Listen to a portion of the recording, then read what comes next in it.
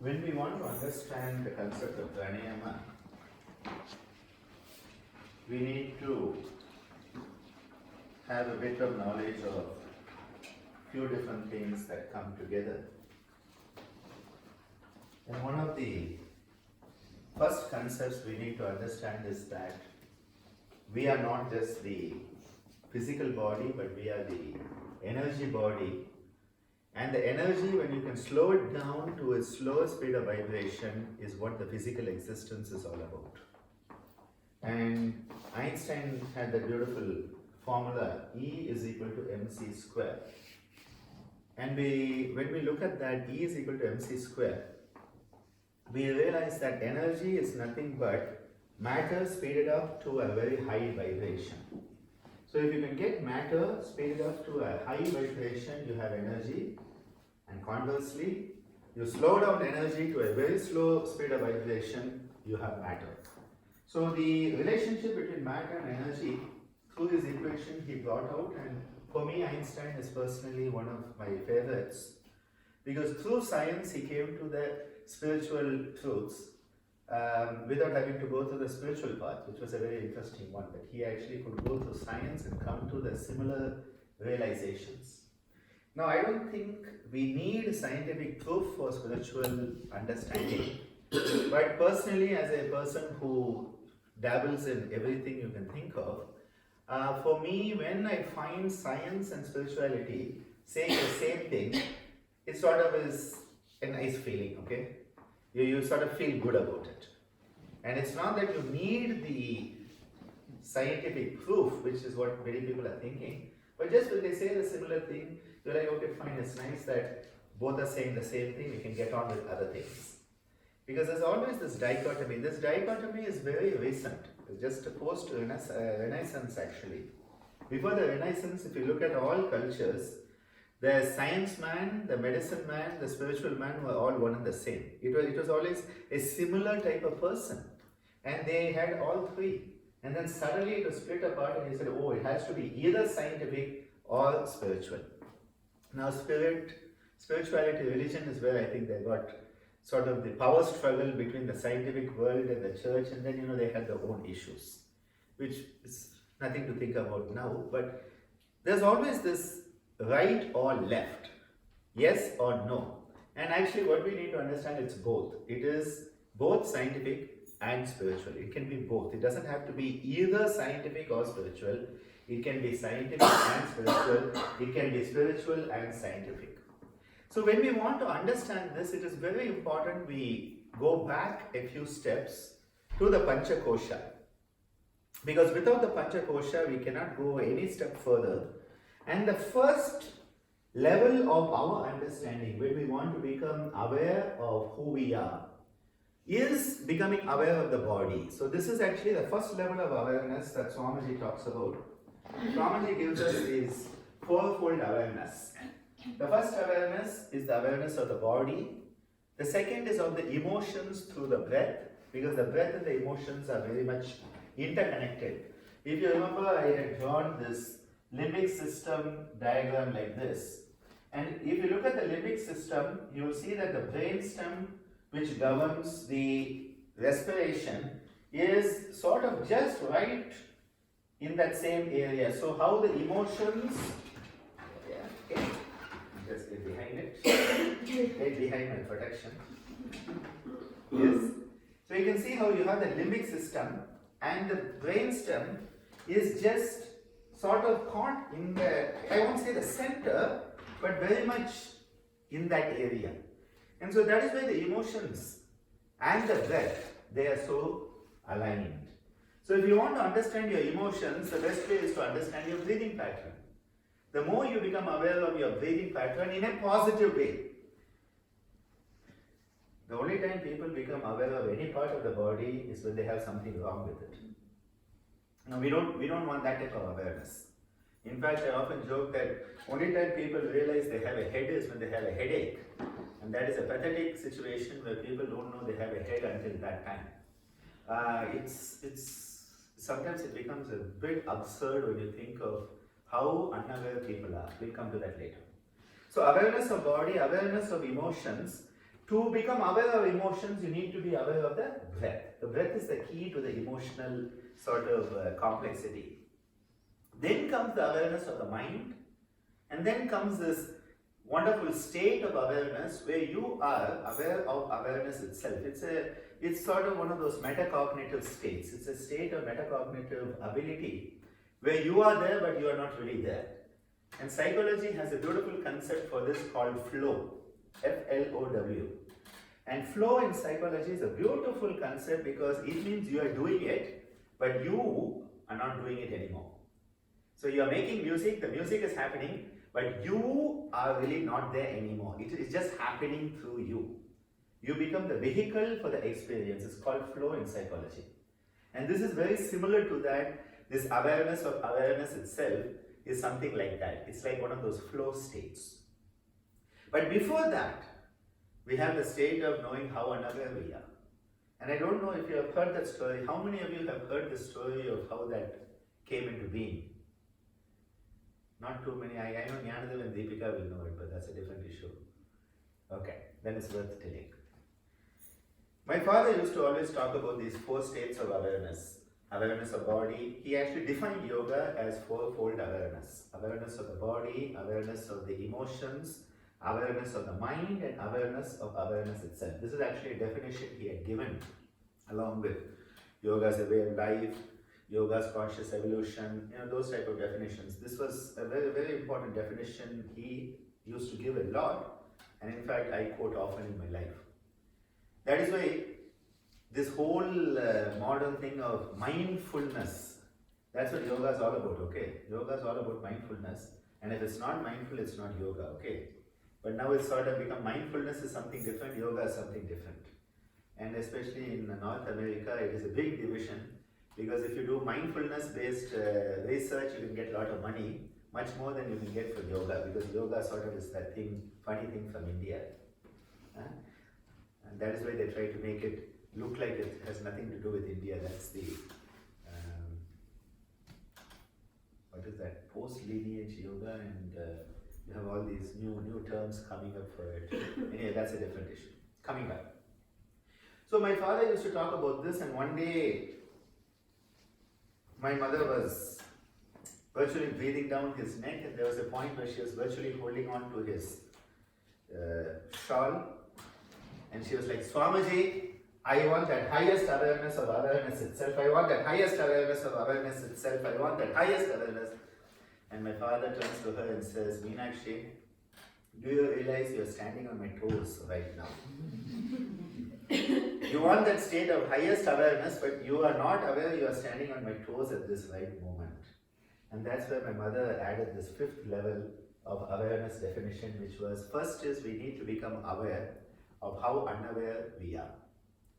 And that's actually where the journey starts. The journey starts with that waking up and saying, oh my God, what a mess I am. I better clean it up. And that is why we have a parallel in the medical world. We have a parallel. That parallel is actually very interesting. We call it DADA, D-A-D-A. D-A-D-A. Okay? Now it's interesting. The Dada or Dada in Bengali would be elder brother. Anyway, Dada symbolizes 4 letters for 4 things.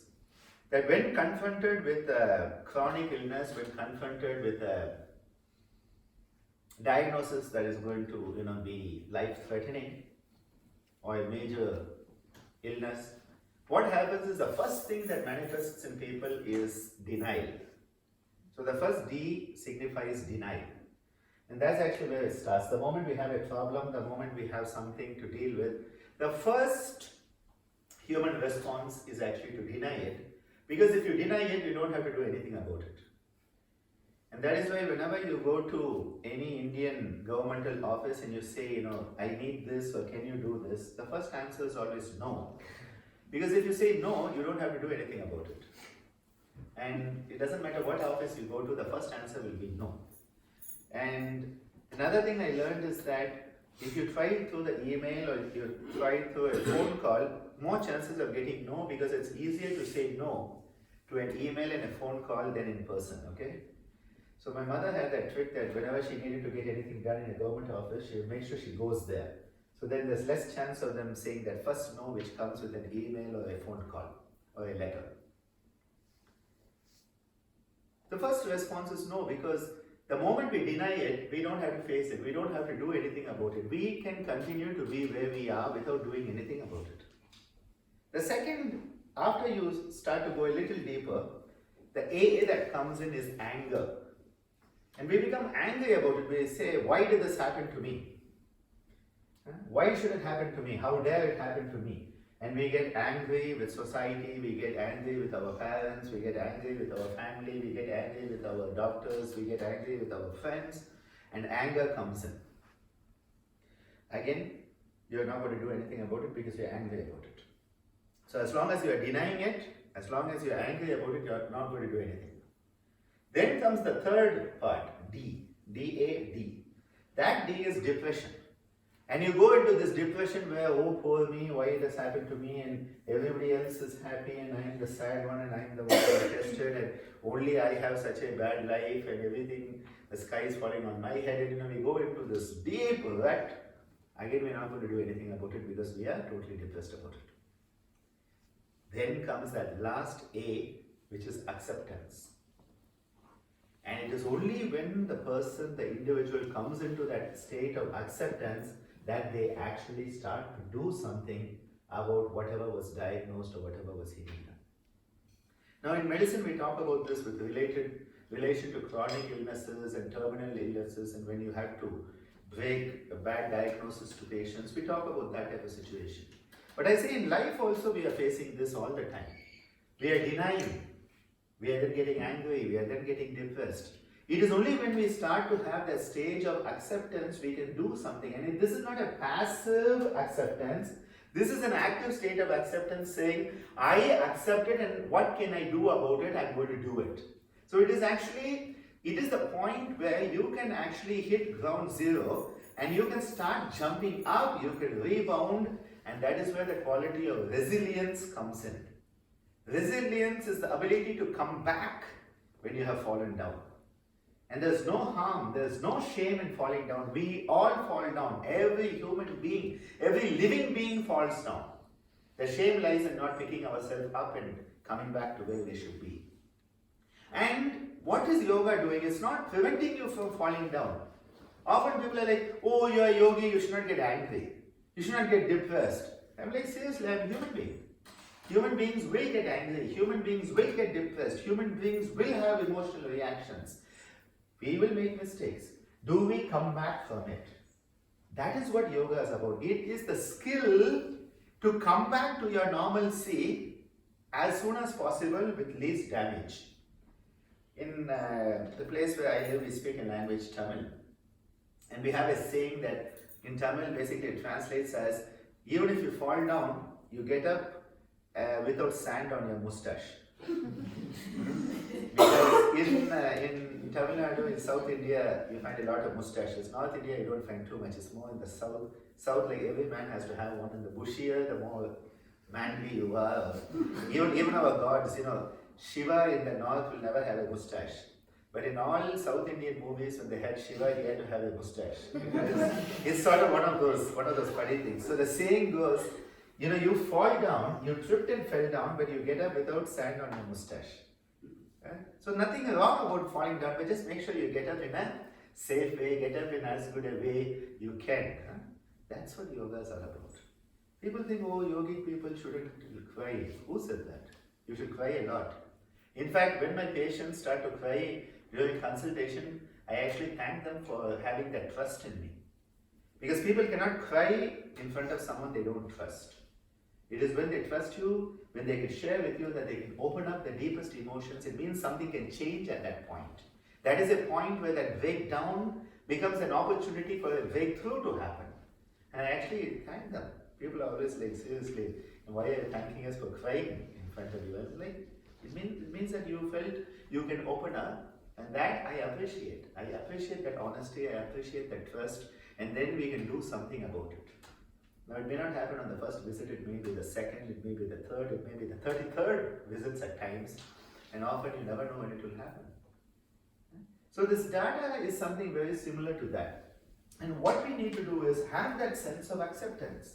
So when we want to develop body awareness, very, very simple things we can do.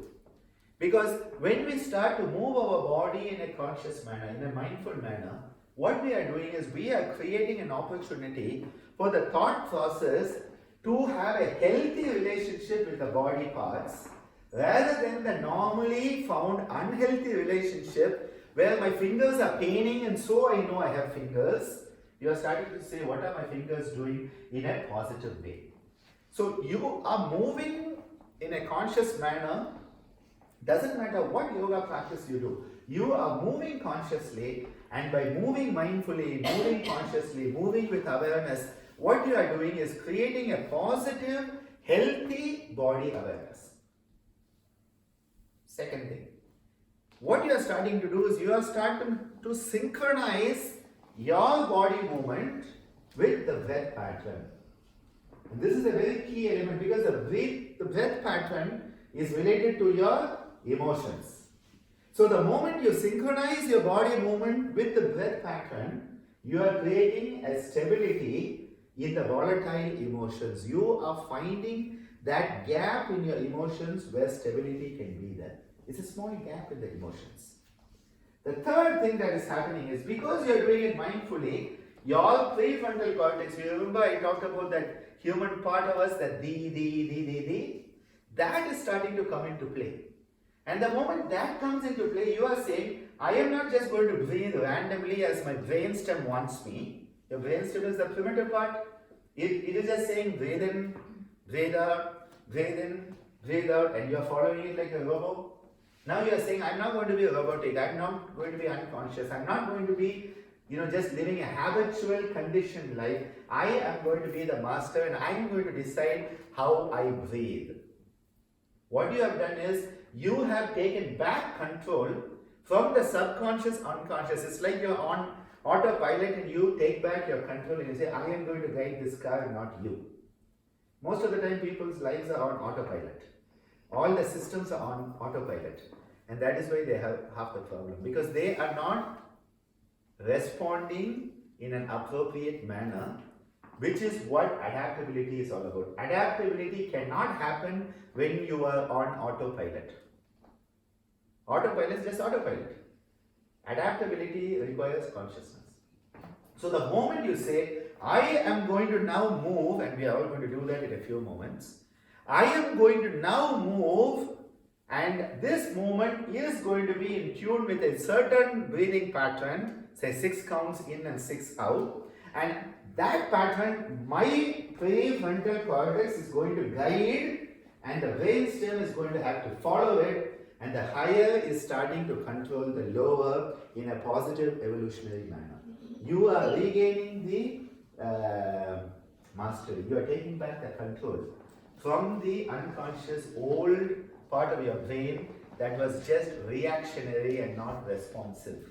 This is the part that is responsive. This is the part that has the response ability. The ability to respond in an appropriate manner, which is the key behind adaptation.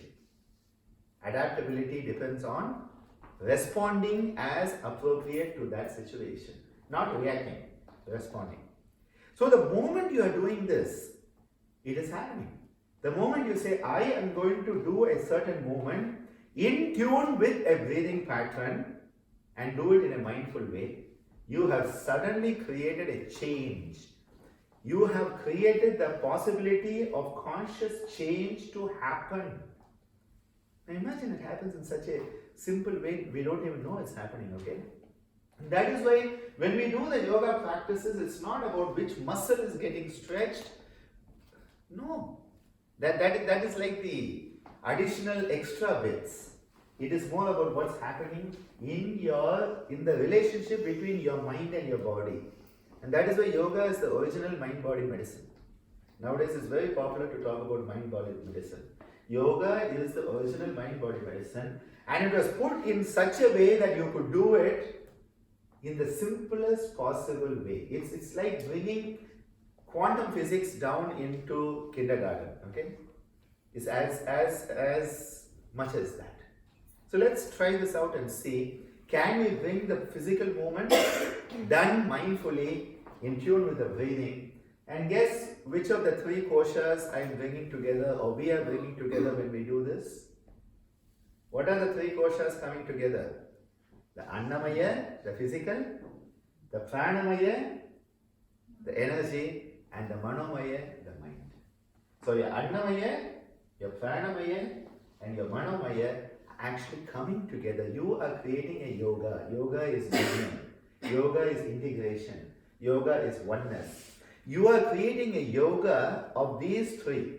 Now the last two, Vijnanamaya and Anandamaya, become a bit difficult to deal with directly. But there's a little bit of Vijnana also coming in, if you ask me, because Vijnana is where choice lies. So you're making a choice to do it. So now, if you say, okay, Dr. Ananda is telling us, and so we are doing it, it is still bringing together your Annamaya, Pranamaya, Manomaya. But when you say, I am making a decision to do it myself, now a little bit of your Vijnanamaya, the intellect is also coming in, discernment and the power of choice is actually coming in. So you are strengthening it, and when we all do it together at the same time, we are also working on the Anandamaya Kosha, because Anandamaya Kosha is a state of oneness with others. So when you are in a group, you are singing together. As I came in, it was beautiful to hear the singing, because as the group comes together, only thing I was expecting Deepika's sitar to be going. I was enjoying it last night, listening to her work on it. It's nice to see this growth, okay? When in your yoga family you see these growths, it's so beautiful. So important. When you are one with others, you are not saying that one is doing this and then one is doing this and the other is doing this. And then there's no Anandamaya Kosha happening. There's no harmony being built up in the group. But when the group is working together and all are singing together, all are moving together, you know what you're doing? That Anandamaya Kosha is getting strengthened. That ability to be one with the universe, in which, people say, I want to be one with the universe, and then they cannot even, walk in the same line with somebody else. And you're like, okay, that's going to be a bit difficult. How are you going to be walking in the same line as the universe if you cannot walk in the same line as somebody else next to you? If you don't have the awareness to realize there are other people here. Anandamaya Kosha really starts to open up, at what point is, sort of I say, when you're walking through the door and there are a few other people and you stand back and you say, okay, you can go and I'll go next. A little bit of your Vijnana and Anandamaya is starting to open up at that point. It says, yeah, other people exist too, they have a right to be alive too. And imagine when that can spread out into animal life, when it can spread out into the environment. Imagine the connectivity you would develop when you can spread out that way. It's amazing. That is when the Anandamaya Kosha comes alive. Not that you have to go and sit in a cave with or without Wi-Fi. Okay. Nowadays the modern yoga caves in the Himalayas, I'm sure, have Wi-Fi also. Recently our Prime Minister went and sat in a cave at the end of the elections. Many people are sure it's a political gimmick, but I like the fact that you have a Prime Minister who can, at the end of the hard-fought elections, before the results come out, go up into the high Himalayas and sit in a cave. The funny part was the cave looked like it did have Wi-Fi. But okay, at least that's a gesture rather than going and getting drunk. Okay, I think it was a great move on his part in many ways, and a person who is astonishingly able to work hard, work for the purpose for which he is working. Whether it is good for everyone or not, well, people will always be divided when it comes to politics. Politics, religion, and vegetarian, non-vegetarian. These are the three things that can evoke the most passionate reactions across the globe. And people will kill each other to prove how non-violent they are. I'm going to punch you in the nose so that you will accept I'm non-violent. It's quite astonishing. It's quite astonishing. Let's all get up and start to put into action our words.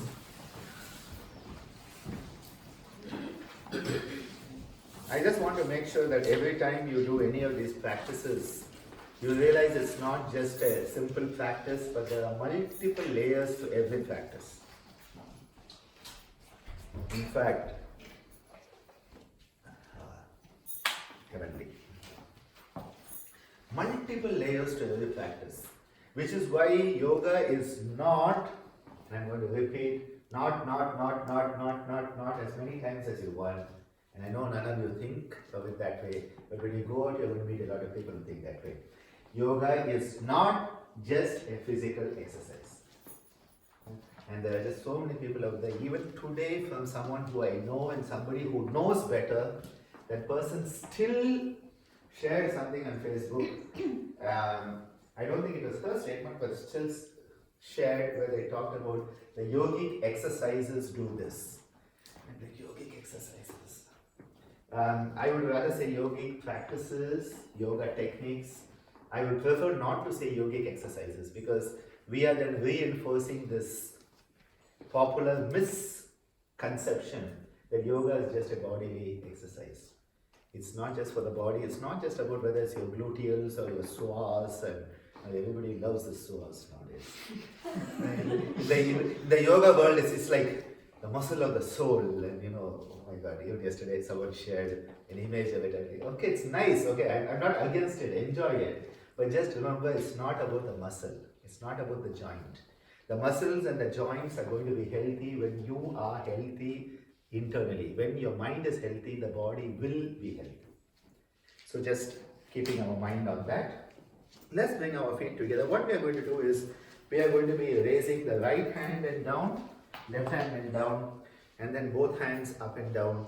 But the key here is to remind ourselves, it is not just the physical movement, but it is also the mindful guidance of the physical movement. So you are guiding it, you are conscious of what's happening, guiding it to be as slow, steady and conscious as possible, and it is in tune with the breathing. Because it is the breath that is linking all of this together. It is the prana, the life energy that is linking all of it together, holding it all together in a beautiful state of yoga. Okay? So hands by the side, just work on your shoulders if there's any tightness, or your hips, so that you can be well balanced. Breathing out. And lifting the right hand up to the side, breathe in. 2, 3, 4, 5, 6. And breathing out. 2, 3, 4, 5, and 6. Now the left side, breathe in, 2, 3, 4, 5, 6. Breathe out, 2, 3, 4, 5, 6. And lifting up both hands at the same time. Breathe in, 2, 3, 4, 5, 6. Breathe out, 2, 3, 4, 5, 6. Another cycle of the right side. Breathe in, 2, 3, 4, 5, 6. Breathe out, 2, 3, 4, 5, 6. Left side, breathe in, 2, 3, 4, 5, 6. Breathe out, 2, 3, 4, 5, 6. Both hands, breathe in, 2, 3, 4, 5, 6. Breathe out, 2, 3, 4, 5, 6. A third round on the right. Breathe in. 2, 3, 4, 5, 6. Breathe out. 2, 3, 4, 5, 6. The left. In. 2, 3, 4, 5, 6. Breathe out. 2, 3, 4, 5, 6. Now both. Breathe in. 2, 3, 4, 5, 6. And breathe out. 2, 3, 4, 5, 6. Just standing quietly, being aware of what we have been doing.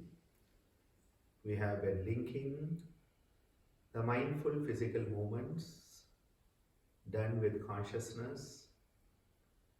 We have linked those movements that have been done slowly and smoothly with the breath, a breath pattern consciously adopted, overriding the unconscious, subconscious, respiratory centers, brainstem activity, linking together the physical, the energy and the mind bodies, a little bit of the choice coming in, doing it out of choice, and a little bit of group work where everybody has been doing the same thing at the same time in the same place, creating a beautiful group current of energy, enabling also the Anandamaya kosha to come into play at that point. Consciously strengthening the prefrontal cortex, the human part of our nervous system, in a mindful, conscious and aware manner.